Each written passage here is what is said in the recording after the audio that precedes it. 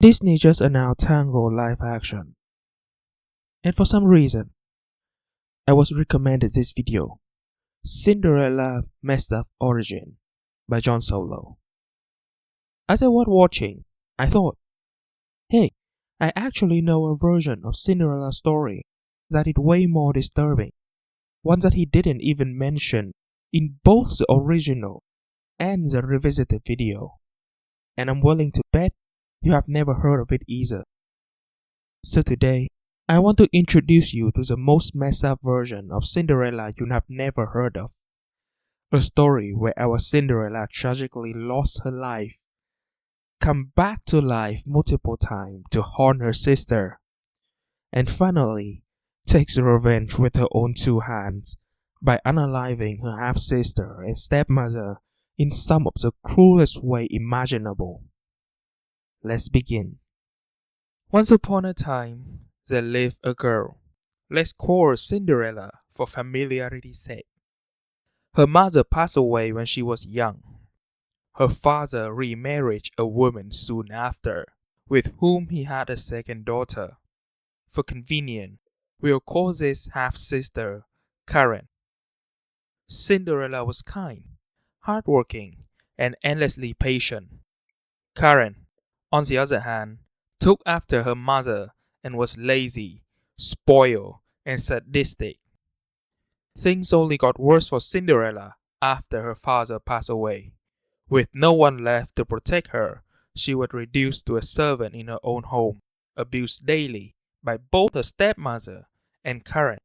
Her life began to change after she encountered Buddha, who fills the role of the fairy godmother in this version of the story. Like in many other variants, she was given an impossible task by her stepmother to prevent her from attending a royal festival. But with Buddha's help, Cinderella managed to go to the event anyway, with an outfit fit for a princess. There, she met the young king. As in the familiar story, she fled before revealing her identity, leaving behind one shoe.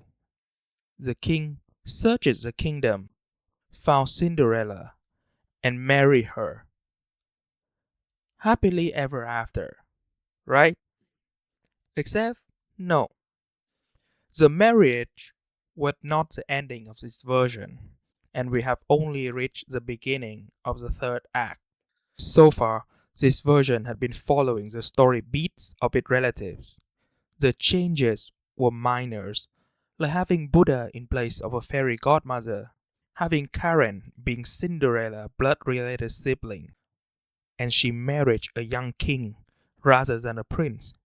Sound like a reskin at best if you ask me. Well, that is about to change. Burning with jealousy, Karen and her mother plotted to take Cinderella's new life away from her. By taking her life. Not gonna lie, things escalated quickly in this version. They invited her back to their old home, far away from the imperial city and the king's guard, under the excuse of holding a memorial meal for her late father. Cinderella agreed without suspicion. She brought gifts, but no guards, and it was common sense to be respectful towards the deceased. To put it lightly, she overestimated their moral. When Cinderella arrived, Karen and her mother asked her to climb a tree to pick her father's favorite fruit as an offering to him. As a devoted daughter, Cinderella agreed. While she was high above the ground, they took an axe and chopped the tree down. Cinderella lost her life on the spot. Karen and her mother reported her death to the king as a tragic accident. By old tradition, Karen was then sent to the palace to replace Cinderella as queen. But Cinderella did not stay dead in this version. Fair warning, from now on, the craziness of the story is about to be dialed up to 11. I will name this part of the story The Haunting of Cinderella. After she lost her life. Cinderella's soul transformed into a small finch and flew back to the imperial palace. The king noticed the bird and said, "If you truly are my wife, fly into my sleeve." The bird did. From that moment on, the king ignored Karen entirely, showing affection only to the finch. Enraged by jealousy, the new queen secretly killed the bird. From the bird's feathers, two fragrant trees grew within the palace grounds. The king loved them and often slept beneath their shade. Once again, Karen's jealousy flared. Once again, she destroyed what remained of Cinderella. She cut the tree down and turned the wood into a loom. As Karen wove on it, the loom creaked, turned into whispered curses, threatening to gouge out her eyes. Reasonably terrified, she burned the loom and dumped its ashes far away from the imperial city, believing she had finally ended Cinderella haunting. She hadn't. From the ashes grew another tree, bearing a single fragrant fruit. An old woman from a neighboring village loved the scent so much that she asked the fruit to fall into her bag, promising she wouldn't eat it. The fruit obeyed. Soon, she noticed something strange. Every day she returned home to a spotless house and a freshly cooked meal. Suspicious, she pretended to go to work, then secretly returned early. That's when she saw Cinderella emerge from the fruit, quietly doing the chores. The old woman tore the fruit skin apart and asked Cinderella to stay with her as an adopted daughter. Cinderella agreed. Not long after, the king traveled incognito across the kingdom. When he stopped at the old woman's tea house, the familiar taste of the food told him everything.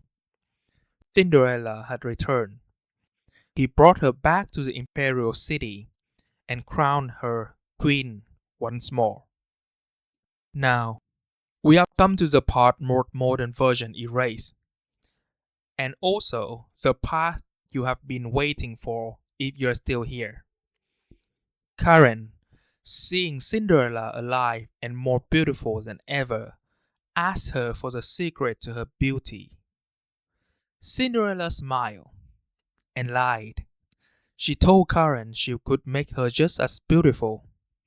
She dug a deep hole in the ground and told her sister to climb inside.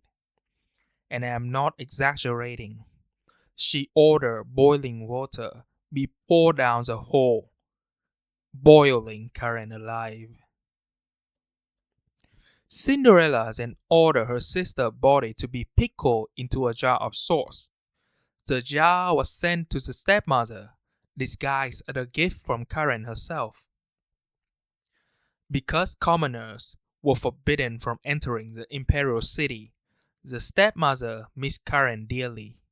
She ate the sauce little by little each day, and it would ease her longing for her daughter.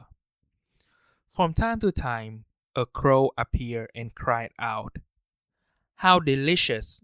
A mother eating her own daughter! Won't you spare me a bite?" The stepmother would chase it away every time, until one day she found Karen's pickled head at the bottom of the jar. Overcome with horror and emotional damage, the stepmother collapsed and died. And that is a Vietnamese version of Cinderella. Its name is Tâm Cám. Later version would remove the revenge entirely, replacing it with vague karmic punishment from heaven, which is pretty funny because that is exactly what happened to Snow White too, isn't it? Maybe one day I will tell you how this Cinderella may have been inspired by a real queen who lived in the 1000, and why that might explain the cold-blooded revenge.